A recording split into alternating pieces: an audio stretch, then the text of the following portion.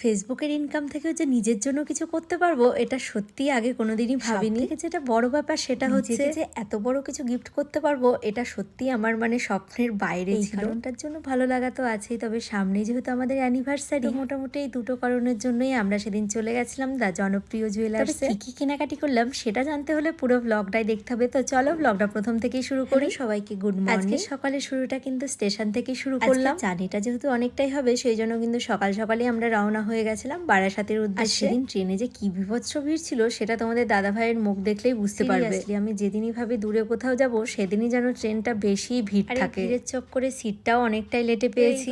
অনেকটা জার্নি করে আমরা এখন পৌঁছে গেছি ব্যারাকপুর স্টেশনে। জুয়েলার্সের ভিডিও অনেকদিন ধরেই মোটামুটি দেখছে, তো অনেকদিন আগে থেকেই ছিল যে ওখানে একবার হলেও যাবো। এবারের অ্যানিভার্সারির গিফটের কথা বলতেই আমি তোমাদের দাদা ভাইকে একটু বায়নাই করলাম, চলো জনপ্রিয় জুয়েলার্স থেকেই ঘুরে আসি। যাই হোক ও কোনো রকম বারণ করেনি, তো সেই জন্যই বলতে পারো আরো আশা। তোমাদের ভালোবাসায় ফেসবুক থেকে আমিও কিছুটা উপার্জন করছি, সেখান থেকে আমিও ভাবছিলাম কিছু একটা নেব। তোমাদের দাদা ভাইও যেহেতু রাজি হয়ে গেছিল সেই জন্যই ভাবলাম জনপ্রিয় থেকেই দুটো নিয়ে নেব। দেখো যেভাবে সোনার দিন দিন দাম বাড়ছে, জানি না ভবিষ্যতে নিতে পারবো কি পারবো না। যে টুকটাক ইচ্ছে বা শখগুলো পূরণ করে নিচ্ছি। তো যাই হোক এবারে যেহেতু প্রথমবার এই দিকটাই এসে ব্যারাকপুর স্টেশনের পাশেই যে দাদা বৌদি বিরিয়ানি, এটা আমরা সত্যি আগে জানতাম না। লোকেশনও ব্যারাকপুরটা নিয়ে খুব একটা ঘাটাঘাটি করাও হয়নি। ফার্স্ট থেকে ভেবেছিলাম বারাসাতের রাস্তায় যেহেতু পরে ডিবাপি বিরিয়ানি, তো ওখানেই যাব। স্টেশন থেকে অটোতে ওঠার পর দেখি কি একদমই স্টেশনের পাশেই দাদা বৌদি বিরিয়ানি। এবারে তো মিস করে গেলাম, তবে নেক্সট টাইম অবশ্যই যাওয়ার চেষ্টা করব। এদিকে আমরা যেটাতে এসেছি ডিবাপি বিরিয়ানি, এটারও তো প্রচুর নাম ডাক শুনেছি। সত্যি বলতে এখানকার বিরিয়ানিটার টেস্ট আমার খুব একটাও ভালো লাগেনি। কোনো রকমে খাওয়া দাওয়া করেছি বলতে পারো। খাওয়া দাওয়া হয়ে গেলে ওখান থেকে বাস ধরে আমরা সোজা চলে এসেছিলাম বারাসাত বাস স্ট্যান্ডে। বাস স্ট্যান্ডের পাশেই কিন্তু দা জনপ্রিয় জুয়েলার থেকেই কিন্তু আমরা দেখতে পেয়েছি, আর আমার মুখের হাসিটা দেখেই বুঝতে পারছো। কিন্তু ভিডিওতেই কালেকশন দেখেছি, তবে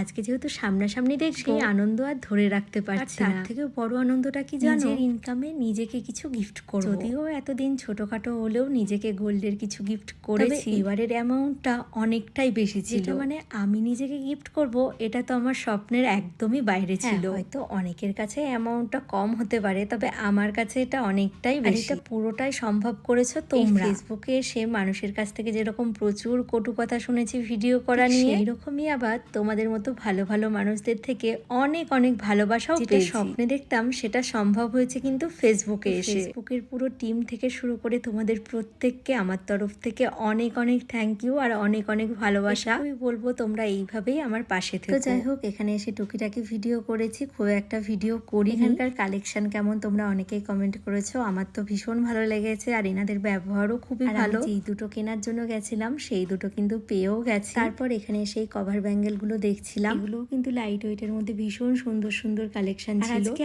আমি কি নিয়েছি আর তোমাদের দাদা ভাই অ্যানিভার্সারিতে কি গিফট করেছে এটা কিন্তু আর এই ব্লগে শেয়ার করছি না, নেক্সট ব্লগে অবশ্যই শেয়ার করব। চলো এখন আবার বাড়ি ফিরতে হবে, তো আজকের ব্লগটা কেমন লাগলো অবশ্যই জানিও। চলো আজকের মতো সকলকে টাটা।